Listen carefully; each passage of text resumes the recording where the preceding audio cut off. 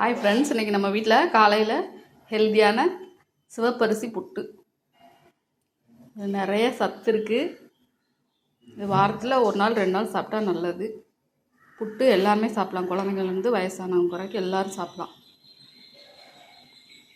இதே மாதிரி நீங்களும் உங்கள் வீட்டில் செஞ்சு கொடுங்க.